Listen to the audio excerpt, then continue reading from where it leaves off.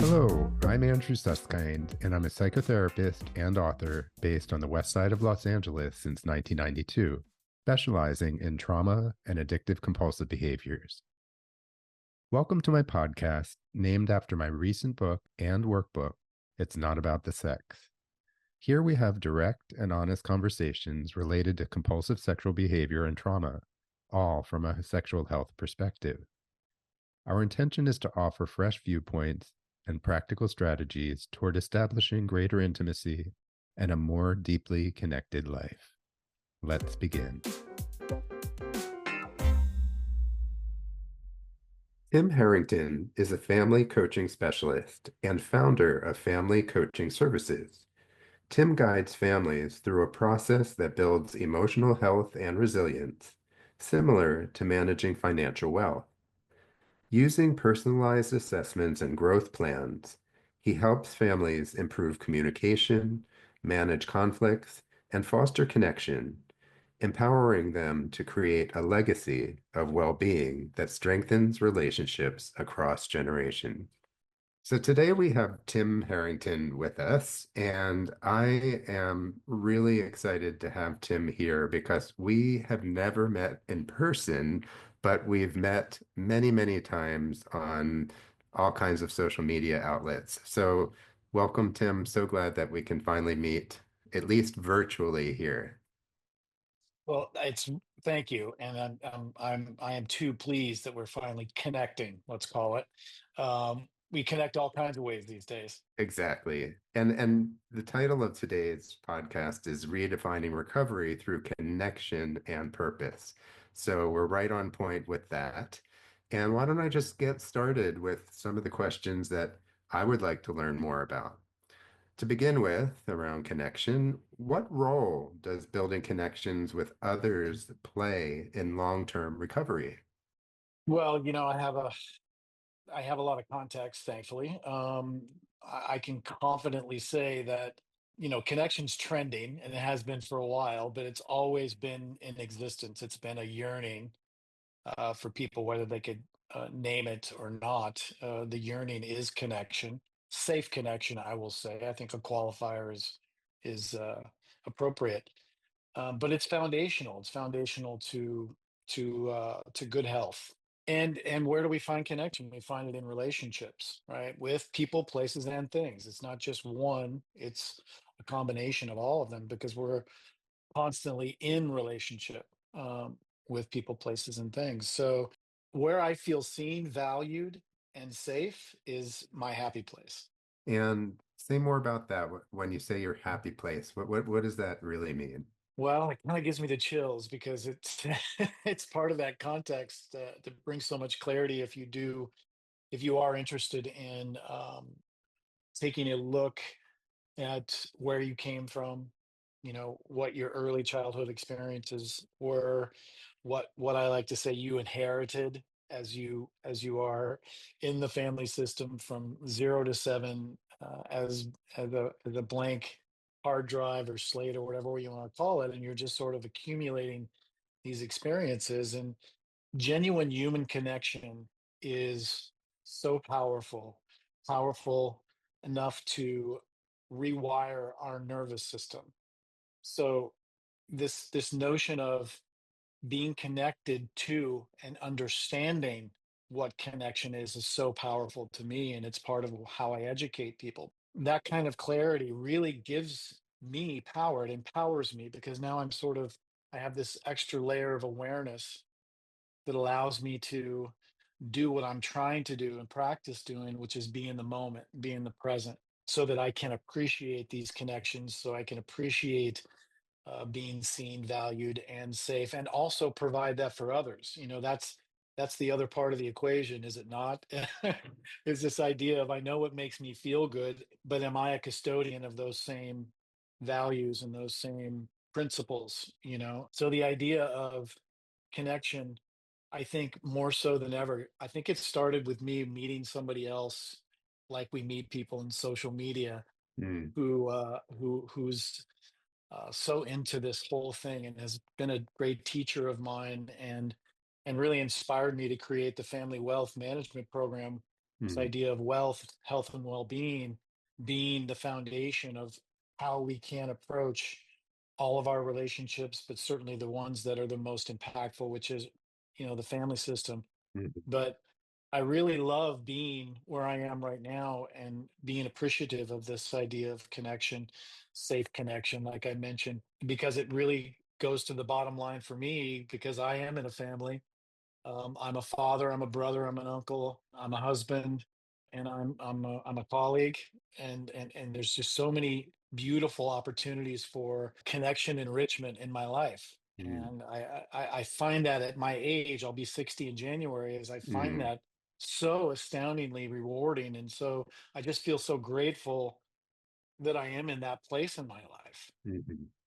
These are tenuous times. The older we get, the more people around us, close to us or not so close, start to go on to the wherever the next place is we go. That's right. um, and that informs a lot of where I am in my life, personally and professionally and socially and politically and so on and so forth. And this is a rich time, is what I'm trying to say. To Mhm, me, it is, mhm, and I'd like to be an authority on how that can be rich early in life as a preventative measure, as far as being an authority around how can we build these powerful connections in that system that we're all born into, that we're mhm, inheriting things from. I'm trying to change the conversation so that we're conscious of what we're passing down and what people are inheriting, as far as mhm, emotional, physical, spiritual, the whole thing, mhm, so that we can be more proactive and get the most out of this nucleus that we're all born into. mhm, Um, and then that can play out in a legacy way, but it also plays out in the community, mhm, whatever community you're a part of, which I think is just powerful as all get out. Because I mhm, think looking at the family as this agent for change mhm. is really, really important to me. If somebody comes to you and they come from a family of origin that's very troubled and that is not a safe place for them, and they are choosing more what we might call a family of choice, Yes. how would you address that with them? The same way, it's just a matter of safety, like we were talking about. There are families of origin that are not safe. There are people in your life that come from your family, mother, father, sister, brother, whatever, that aren't safe. That's not unheard of. But the foundational aspects of what it is to be healthy in a relationship still apply, whether it's with family of choice or family of origin.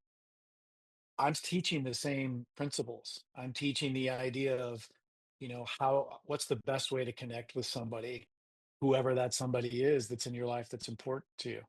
Because that's what we need. That's community. Community is it starts with the nucleus, but then there's just ripples. It just goes and goes and goes. Right. So, as we all know nowadays, we are biologically wired for connection. Our nervous systems thrive on connection.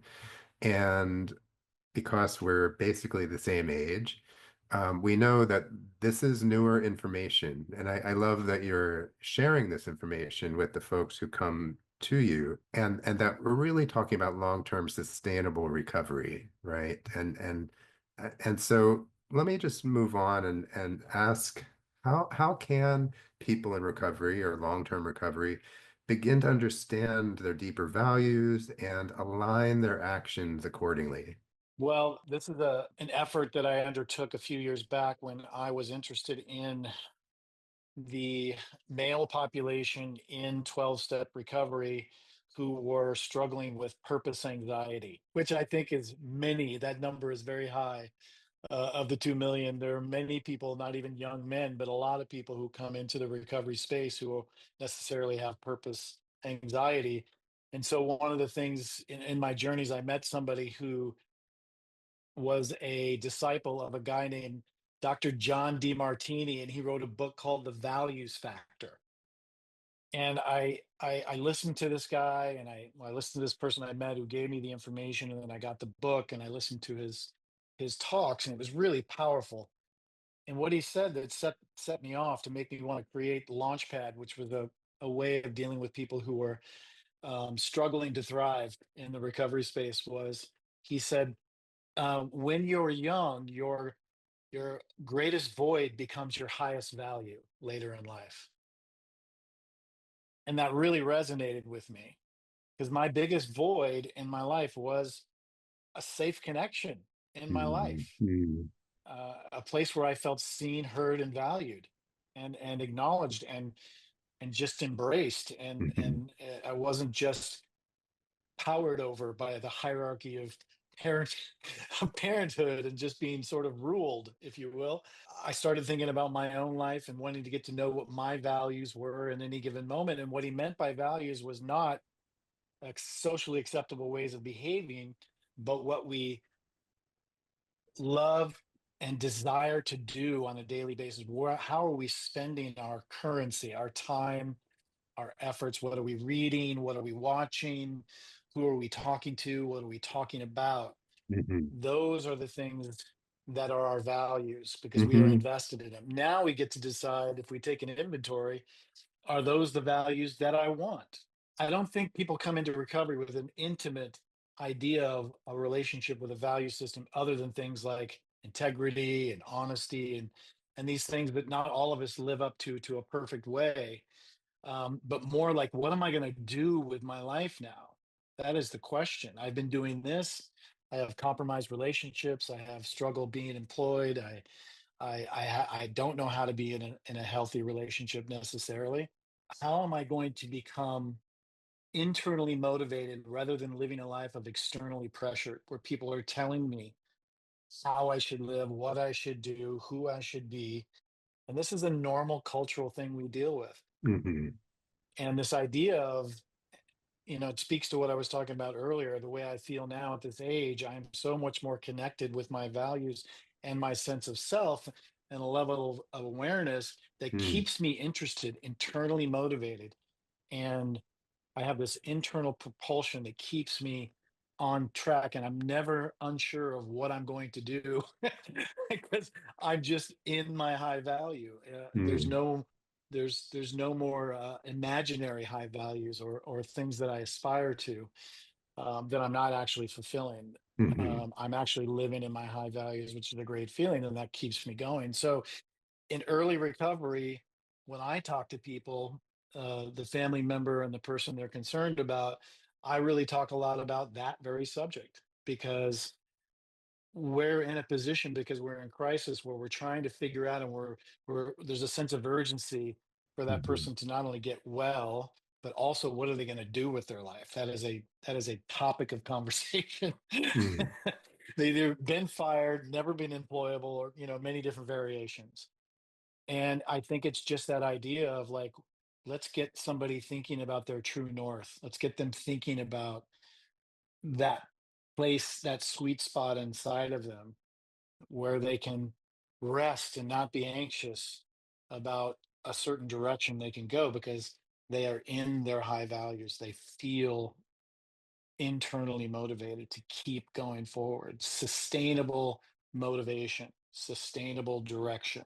Mhm. Um, and that's I think that's a good strategy for helping people in early recovery get their mind around, and their heart around, more importantly, what are they going to do now that they're breaking up with vodka, or whatever it is that they were in a relationship with. Mhm. What are they going to do now? And that's exciting. Mhm. So, Tim, if I'm hearing you correctly, of course, it's a soul searching process, but it's also action oriented. Is that correct? Yeah, 100%. I mean, there is a saying in recovery that says, I can't think my way into better action. I got to act my way into better thinking, different thinking, whatever. And when I coach, I usually will, it comes down to something very simple. I've been doing it a long time, so it's refined, but I would say that when they're stuck, it is first and foremost, take an action, have an experience, and then share it with me or anyone else. What I tended to do was overthink. I'm a classic overthinker. I'm into theory. Things are theoretical because it's safe in theory, and it's scary. The action, the actual taking the step, can be quite scary. And if I'm coming from a place of fear, if I've been ruled by fear, if I've been doubting myself constantly through my life since early childhood because of attachment and trauma, whatever else I've been through. Then when push comes to shove, when all the pressure is on, and people in early recovery, either, you know, self pressure or outside pressure or a combination of both, it's a lot. It's a lot. And so you tend to get jammed up. All of the things that I learned in early recovery: keep it simple, stupid, do the next right indicated action. It is about slowing down, slow sobriety, I heard. And what I was really attracted to in early recovery was the person that said, I did this, this, and this, and life was different. I tended to shy away from people who would say, I did this, this, and this, and my life is amazing. Hmm.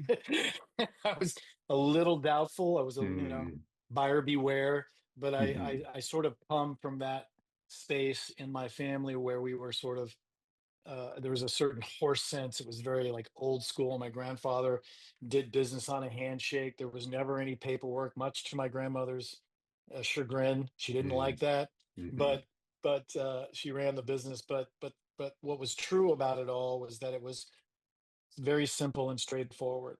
Take an action, have an experience, and then let's talk about it. Um, and call me before you drink is a big one. But it's simple, but it's not easy, and that's a thing. And I get that. And this is a process, not an event, and I respect that. Hmm. So along these lines, could you offer our listeners some practical steps for creating a more satisfying and purposeful life in recovery? A practical step is to embrace impermanence and to fall in love with change and to lean into the things that you normally ran away from. Emotions, anger, that was mine.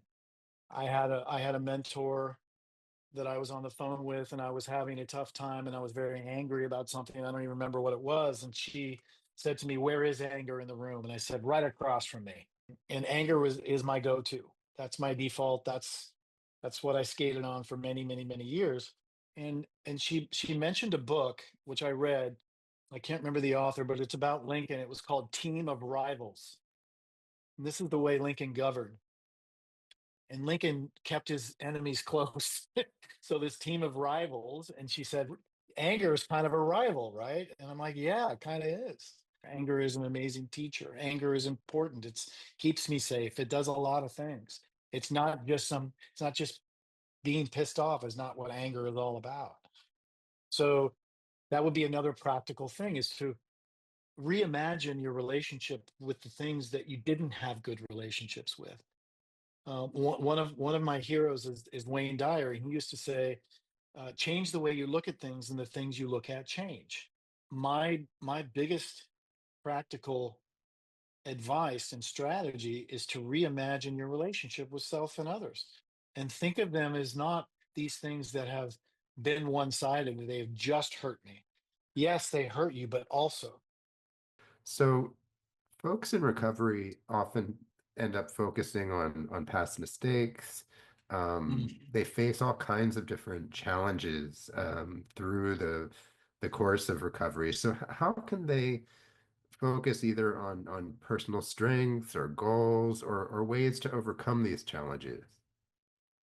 Yeah.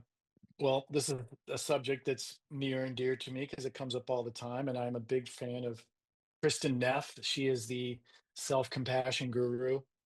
So I would say self-compassion and reframing are essential. And that's kind of what we were just talking about, right? Being Hmm. able to reframe shame. I might have to make a meme of that. Reframing shame. Hmm. But out of the gate, for me, what has changed is this idea of giving myself a break. I didn't give myself a break or anybody a break for Hmm. a very Hmm. long time. Sure. And so this idea of self-compassion and reframing are absolutely essential, if we're going to get out of first gear, because it's very tough to get out of first gear Hmm. if you're holding yourself to a standard that you wouldn't hold anyone else to. Right. I think that's very, very typical, and it's a big hurdle, and it's very important to talk about. So learning from things without having shame, to be able to to be able to not always default like, I should have known, the shouldas, the wouldas, the couldas are massive, and they're kind of on repeat all the time. When Hmm. we first get into recovery, when we're trying to make the transformation, when we're really still in transition, and transformation is way down the line, because that's a whole set of other, it's a next level Hmm. place. Transition is the first part where I'm not drinking, or I'm not engaged in certain behaviors. And that's good. And that can be good for a while. They can be good enough for a while. And that's okay. Because we're still dealing with that internal voice that is just relentless, relentless. And so self compassion, that reframing, can I look at this different? This is how I coach. Reframing is a huge thing. That's why I created my new program. I needed to reframe. I needed some other way for people to see this in a way that is familiar, so that it's not so foreign and it's not so prickly.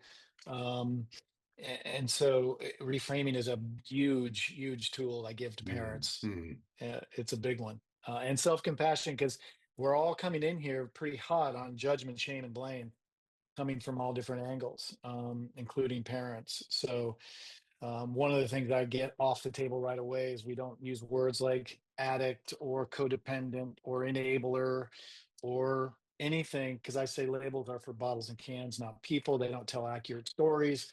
Let's just try to stay in the truth and the facts and the moment. And let's talk about feelings. Right. That always goes over like a lead balloon, but I it's bet. still very important, because Yeah. I know if I could have said I feel something, I could have saved myself a lot of pain, if I could have just Hmm. told people how I felt. Hmm. Yeah. And a lot of us didn't get a feelings language when we were growing up. And so without that, what's really going on inside can be very fuzzy. Yeah, I mean, I remember when I went to treatment, they gave us a mimeograph sheet with different faces, feelings. Yeah. And I remember the first group, the day after I got there, that was the morning group, was how do you feel? And you had the cheat sheet, and I just held it up and I said, I think all of them. Yeah. Because I don't have the mechanism or the muscle, like you're saying, to just be able to say, I feel whatever it is that I'm Yeah. feeling. And Right. that's the thing. People, my parents that I work with, that's one I try to get to that very early, so they can Hmm. just recognize that it's difficult to Right. just go through the role of, what am I feeling? And Hmm. then we Hmm. might even do a feelings journal. Like, because Sure. I said, don't be surprised if you have every single one of them from the morning until the night. I mean, but Hmm. you don't know until you sort of get, and again, it's kind of like with values, right? Hmm. Until Hmm. you get intimate, you're not integrating yet, right? There's no Right. integration. There's sort of team of rivals still. We're trying to bring them over here, Right. so that we can have this familiarity, so they can be empowering rather than just always kicking our ass. Exactly. Believe it or not, Tim, we're almost out of time, and I have a, Wow, I know, it goes fast, but I man. have a question that hopefully can encapsulate some of what we're discussing today. If there were a few takeaways that you would hope our listeners would really resonate with and take with them after they listen to this, what would those takeaways be? Oh my gosh. Yeah, I do this too. We talk about takeaway. What are your biggest takeaways? I would hope that their biggest takeaways would be that there are some basic things that can help you get out of first gear.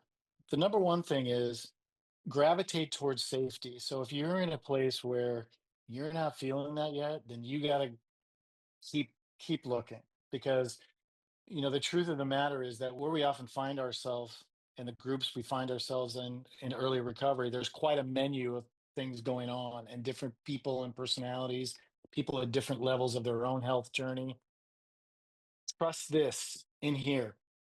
Trust this. If you're not feeling it, and this is something that also takes some work too, because we don't have that muscle to be able to drop down, right? But find somebody like a Yoda, somebody that makes you feel safe, somebody that's telling you, that things get different. It's not an Amway meeting. It's just about a process of feeling more comfortable in your own skin, which is which is cliche, but it's true. But that's a process, it takes time. Think about self-compassion, something we just mentioned. Think about the ability to live in a world of not either or, but both and. Take suggestions like books like The Spirituality of Imperfection, books by Gabor Mate, people that talk about context and story as a way to make sense of your own journey.